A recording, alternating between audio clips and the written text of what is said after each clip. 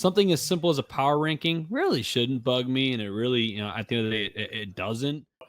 It's not like these guys aren't being tested by good teams and by, teams that have been championship contenders in the past.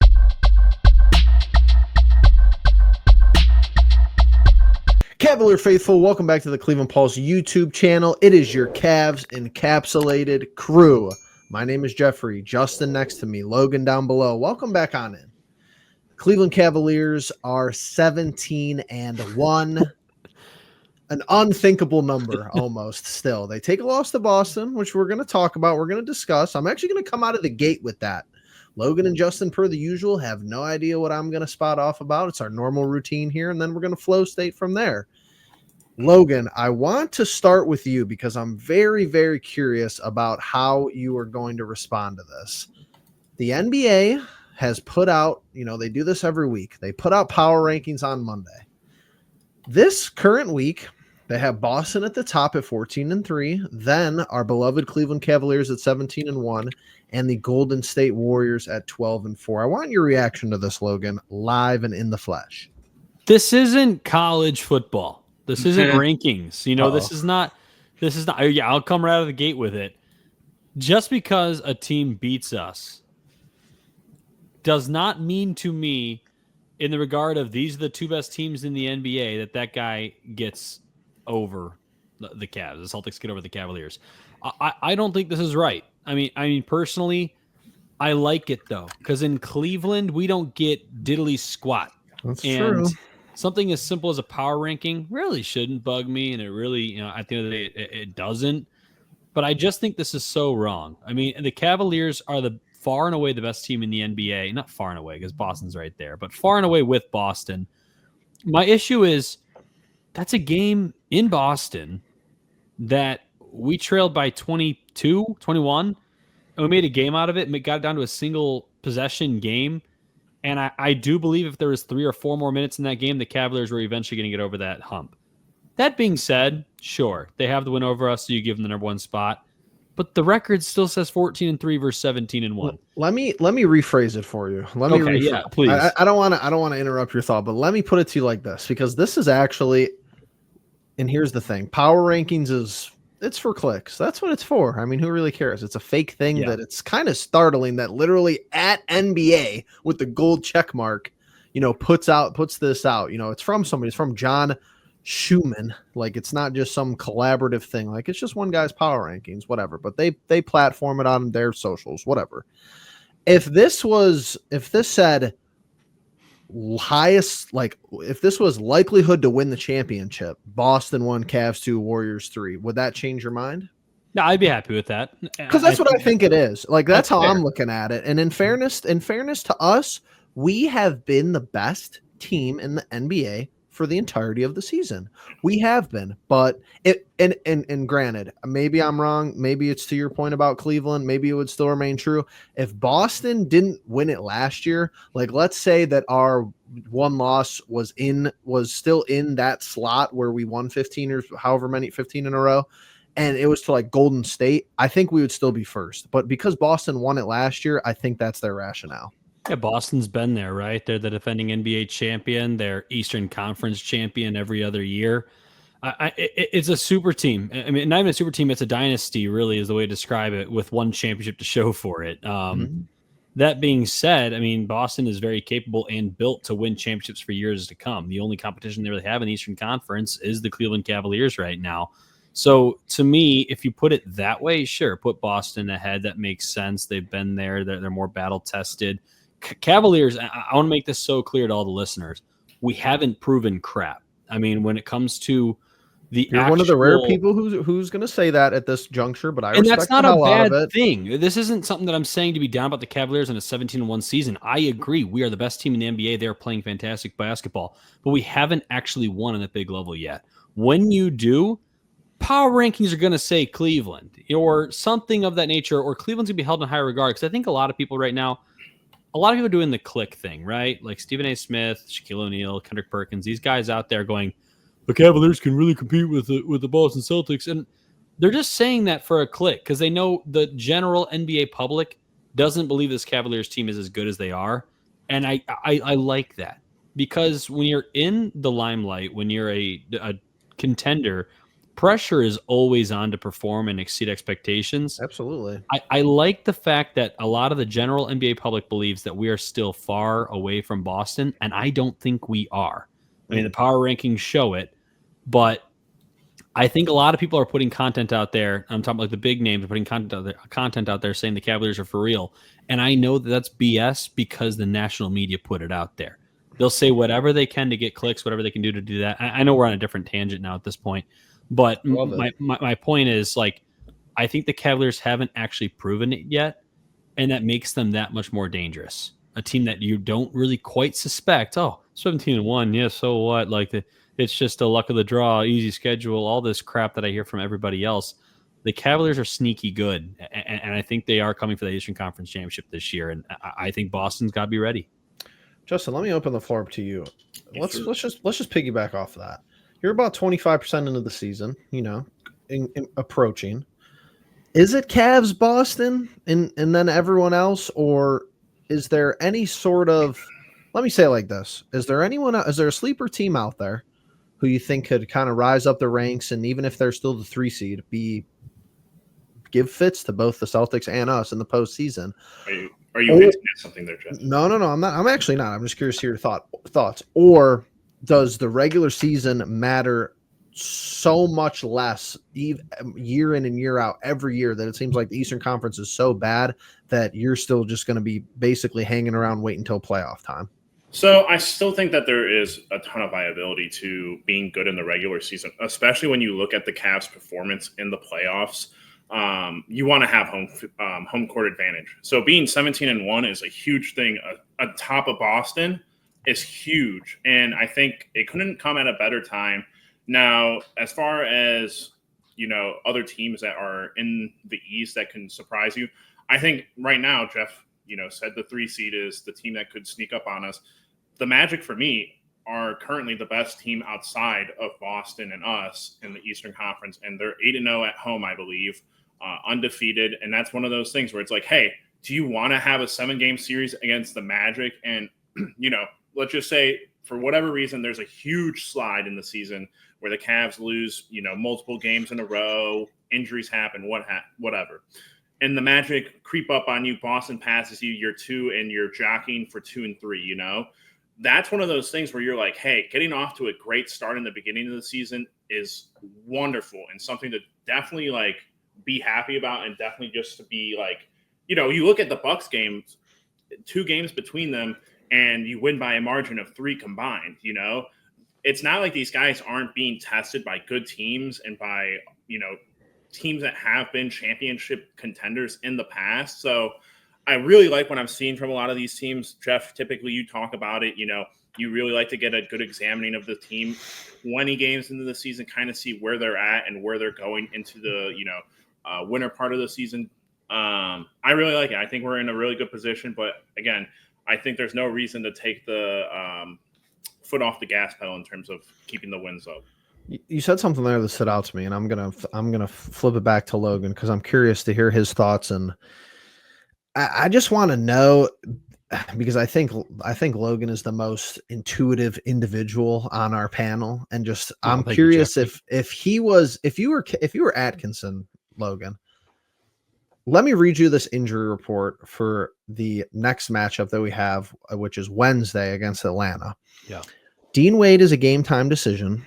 Karis LeVert is a game time decision. Strus is obviously still out, and Amani Bates remains out as well. I believe Wade, LeVert, and Strus are all ankle injuries, and Amani Bates is that preseason knee surgery, or right when the season was starting. Logan, how do you feel about the current way that these injuries have kind of progressed for the roster? And if you're Atkinson, at what point in the season are you thinking about prioritizing a healthy roster more than winning every single game, or does that thought never cross your mind? It's a fascinating question, and there's a lot to really unpack with it. I mean, can I interrupt really quickly? Absolutely. Yeah. I mean, he's already done it this season. I think he did it with the Mitchell rest before the Boston game. I think you can maybe argue that he was taking advantage of the schedule and that he rested Mitchell on a easy game, but rest is rest, and I think that we're going to see that a little bit more often, but I think you also have to disguise it, because in the league now, I think they're far more under scrutiny of we're just going to rest the guy for rest them. I think they said oh, Mitchell has a groin injury or something.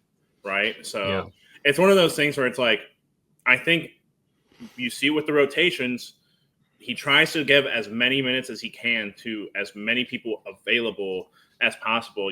Looking at JT Thor and looking at the young guys, Craig, Luke, it's interesting to see them get 8-some minutes, because those guys would never sniff 8 minutes last year, not even 4 minutes. So it's one of those things that I think Atkinson has made very, very apparent, that he's going to try and give these guys as much rest as possible, and just to try and make sure that they are healthy. Because I think that was the biggest thing last year, just the health in general. I'll say this. I mean, every game has implications on health. You can get injured at any point in the NBA, and that's what's scary about sports in general. A whole team's season can turn around with one injury. A team like Golden State, right, get out to that 24-0 record in 2016. They get to 73-9, and they did it pretty easily. If you look at their playoff performance, though, they lost one game in the first round. I believe they lost 2 to Portland. That being said, I think Steph was injured for 2 of those games. And then they had to come back from 3-1 against the Thunder, eventually followed the Cavs in 7. Yep. I do think all these little things, they do add up down the road. That being said, if there's anybody I trust with this roster, it's Kenny Atkinson. I mean, we look at the minutes that Mitchell's playing. It could be up now with the injuries. I know a couple of weeks ago, maybe a week ago, it was at 30, and he was leading the team at 30.5 or 31. Still around there. I mean, that's a number that you don't see from any stars. You're seeing 36 to 38, sometimes more if you're Tom Thibodeau.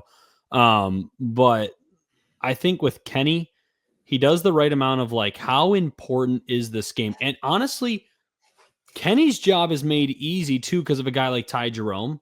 I mean, a guy that can come off your bench, and he has 3 straight 20-point home games right now, and he's playing the best basketball of his career. He's easily, to me, 6th man of the year, and I don't think there's much debate as of right now at this point in the season. I think he's got it easy in the regard that, unlike last year, these guys are performing. They're led by a head honcho off the bench, that he is able to rest these guys at certain points. Sometimes it's not games. Sometimes it's just a breather. Sometimes it's just a 10-minute spurt or something within the game. I think JB so often was so worried about getting 47 wins at the end of the day. And to be fair, he kind of had to, because down the stretch we were looking at potential seed and no home court advantage. Yep. But I think with Kenny Atkinson, it's just about relying on the young talent, because there is young talent here. I mean, Jalen Tyson has been, I'm not going to say tremendous, but I think has already exceeded my expectations for him. Luke Travers, I like him on the basketball court. I'd love to see more JT Thor, because I think at some point in the season we're going to need more size, and he can also shoot a 3-ball. But I think with Kenny having the weapons at his display, because they're the same weapons that JB had. He just gets more out of these people. I know Ty Jerome was not there last year. Don't eat me up in the comments, but I just think Kenny's masterful at game managing. That's what we always picked on JB for. Yep. Is game management. His game management, not only is it good for the offense and the defense and the very simple things of the game, but we're talking about the nuances and health and rhythm and things of that nature, the flow of a game. I think the way he just manages it is the way he's doing. I don't think these injuries, I'm not worried yet about overexerting these guys, because I trust him enough that during the game, he's putting them in the right positions to both succeed and play healthy. I think this is just maybe more or less the state of the current NBA, because yes, you are 18 games in, but you only have 3 guys who on your roster at this current moment who have appeared in all 18 games. That'd be Jarrett Allen, Niang, and Ty Jerome, which is kind of interesting when you think about it, that it's Niang. Yes, he played every game last year, I believe. Yep. Allen, Okay. Allen goes through spurts where he either plays or he doesn't play. There's really not an in-between with Allen. And then Ty Jerome, the surprise of the season. The minutes per is what I'm looking at too, Logan. And to that point, I think that's what you have to look at as far as how this team could maneuver through the rest of the year. They just played a huge stretch of their schedule that was a lot of games in a short amount of time. So that plays into it as well. Why I asked the question almost is because I'd have to go back and look at the Golden State game, but the Golden State game was an outlier because we had such a huge lead. Not like an outlier for the season, but as far as like minutes played against a good team. But I'd have to go back and look at the Lakers game, and I know that the injury report was very drastic for the Boston game, but the small one-game sample size we have from Atkinson against the team where they really wanted to win, and it was a team that was better than us that night, which has been the only game all year long, he only played 8 guys. Yeah. I'm not gonna say that that's a complete negative. I'm not gonna say that he's a bad coach for that, because he really hasn't made a bad coaching decision all year long, in my opinion. And that's pretty startling compared to what we had last year. But I would have liked, if I were to give constructive criticism, and I know that Boston game ended up being close, I would have liked to see more people in that contest. Especially because of the circumstances, especially because it was on the road, especially because of the injury reports. 17 in the first half. And you had all the opportunity to be like, all right, let's just give this guy some run, try to see if he's the spark. Justin, the typhoon that is Ty Jerome. I mean, is that guy like you've been to a couple games already? Is that guy like a fan favorite already instantly? Easily. I mean, I think you guys have seen the talk on Twitter about him and everything, but he's just, I mean, you watch the guys interact with him, and it's like, he's been there as long as Karras, or he's been there as long as, one of the guys who's been there even before Donovan. And the way that Kenny must have known what this kid was capable of in Golden State, and was like, I'm the first chance I get, I'm showcasing you, because that's what he does. Every time he goes out there, he literally is just showcasing Ty Jerome. And it's astounding. And really quickly, just to go back to that Boston point, I think what interests me about watching these games in person is watching the little things that the younger players do, like CPJ and Jalen Tyson, because I watch that, you watch that game in person and you're like, Jalen Tyson does so many silly, dumb rookie things, like the pushing in the back and being right out of place and everything. And he looks a little like something I didn't think would happen, or didn't think would be a real issue, was he's kind of a little squirrely with the ball, actually.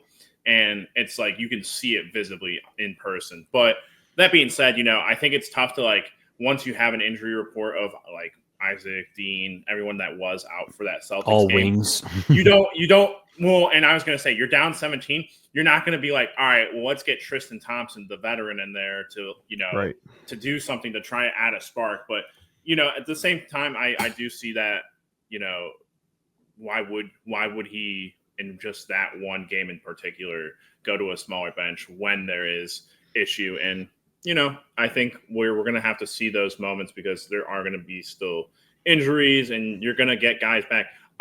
I'll be interested to see where Sam ends up once Strus is back, because I can tell you who's not a fan favorite, Sam Merrill. Sam Merrill's a polarizing guy. I mean, he comes in and knocks down threes, and he's like, all right, we're up 20, or he gets hunted on defense, and it's kind of tough if he's not making anything. He doesn't really provide anything else to the offensive end. He's the only guy like that, though, which is I mean, to me, so far, Niang just again.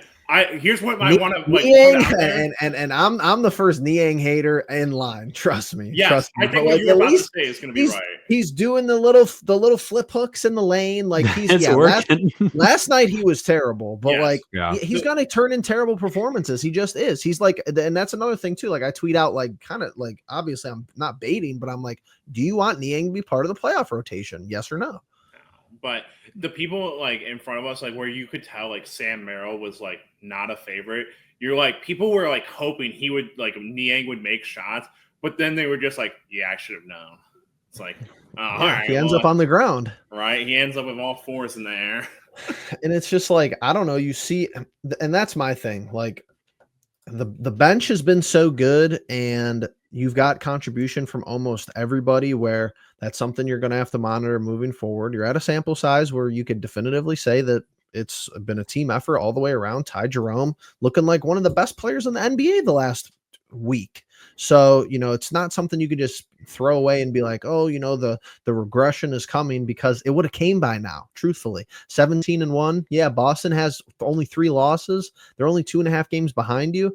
That's what you have to manage moving forward. You have to say, hey, at this point, we have X amount of injuries. Maybe we don't have any injuries, but do you want home court advantage throughout the entirety of the Eastern Conference? Through the entirety of the playoffs?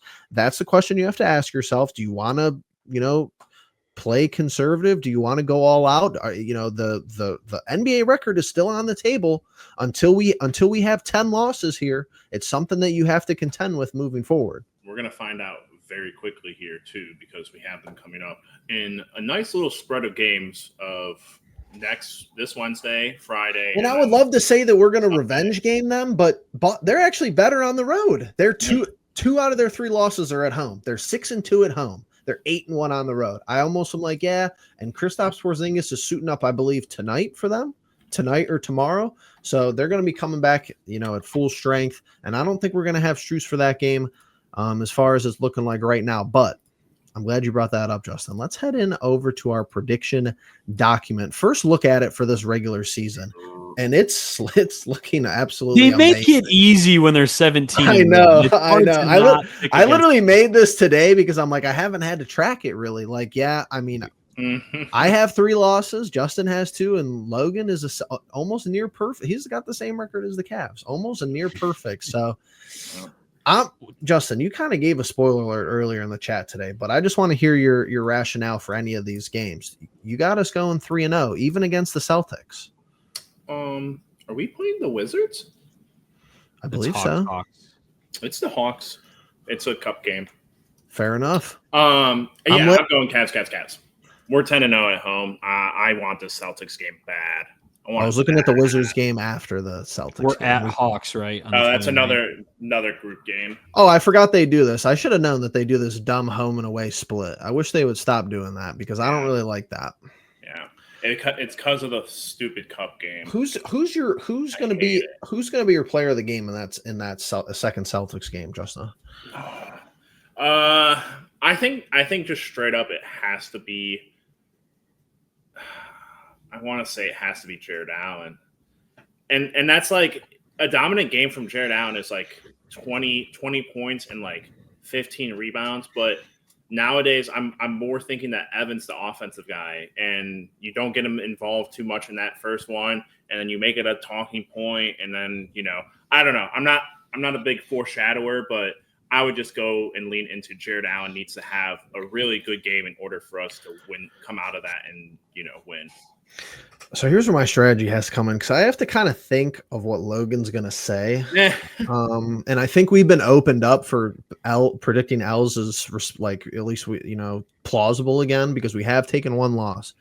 I'm going to go kind of interesting here. I think we win this game at home. We're so good at home.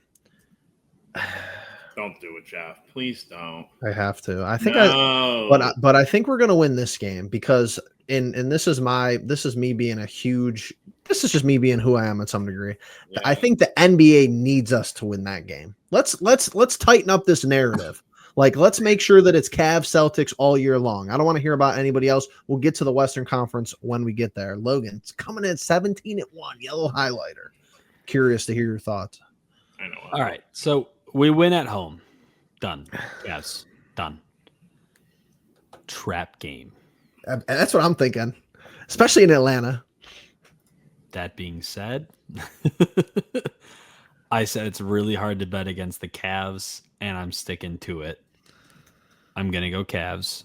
I I think of all games we have seen all season, that is the trap game. But I told you guys I was going to keep going Cavs until they lost. I kind of went against that and said Boston in the last meeting. You were right, though, so you have to respect it. And to make up for just that, I'm going to go Cavs here. But I can already foresee the national media saying 19-2, but they've lost to Boston twice. That's what I'm saying. I'm thinking that the media is not going to have the chance to say that. Oh, they finally play a contender and they've lost both times. I need the Cavaliers to squash that and show that they really are going to keep pace with the NBA champions. I think all three of these games, I would strap in. I don't foresee a Cavaliers blowout. I mean, maybe that first Hawks game, but I think that game in Atlanta is such a trap game. Like, this is like Tennessee Titans versus Cleveland Browns week 1 with Odell Beckham Jr. Where we're like, oh, we have Odell now, so we're going to roll over the Titans. Like, it has that similar feeling where I'm like, okay, I want to say Cavs, but for some reason, it feels like a trap game. Not that being said, Cavs, it has gotten me to 17-1. And similar to Justin and you, I mean, we are just riding the wave of momentum. As soon as I see an actual crack, because so far, and these are probably my final thoughts for you, I watch all of these games with zero worries. Like that Raptors game, you go up like 16 in the first quarter. They get down to 6 a few times. I'm like, yeah, okay, well, they'll Cavalanche and we're fine. Fourth quarter going like I got it down to 6 again after being up 10 at half. That's okay, they'll Cavalanche. We'll be fine. Like there hasn't been a moment really, even in that Boston game, we're down 17 at the half. I'm like, they're going to make this interesting. I just have a feeling. I haven't felt like genuinely that we are going to lose going into a game. And I felt like last year, I mean, my record spoke for itself last year, my predictions. I never knew how to predict the Cavaliers last season. Yep. As of right now, until I actually see like multiple losses in a row or a big injury or something, I'm just going to be inclined to say Cavs. And here's what I'll say before we wrap up and I go to Justin for final thoughts. The only instance of basketball where I'm agreeing with exactly what you said here, Logan, in a little bit of a different manner is that this team, take Jerome out of it and Tyson, but he'll play a more minor role than Jerome. But this team is the exact same team from last year. So I have a benchmark. I have a Cavaliers of old versus what I've seen through 18 games here. The only time where I saw the Cavaliers of old this season was that first half in Boston. That's been it. And it was a 21-point deficit, and we were banged up, and we did come back, and it was still a tight game at the end. But you can tell when this team is playing how they did a year ago, and it has been very, very small. It's only been a couple minutes stretch where we let it get away from us, where it was maybe 3-4 minutes of the second quarter against Boston. When they're moving how they've been moving to the 17 wins in the second half of the Boston game, you're like, all right, this looks like a completely different team. And that's how it's been for 99% of the season so far. Justin, let's get some final thoughts from you. Yeah, I think they keep rolling. Obviously, the Hawks games, you guys think are traps. I think because they're cup games, the cup game that you guys predicted as a loss, I feel like has to be a win for the Cavs because they're going to continue, like you guys were talking about, making the Celtics storyline a thing. That being said, I think the biggest thing that you could tell about that first Celtics game outside of, other things was a typical storyline for DG of like, yeah, he's just having a really awful shooting night again and a really just awful scoring night in general.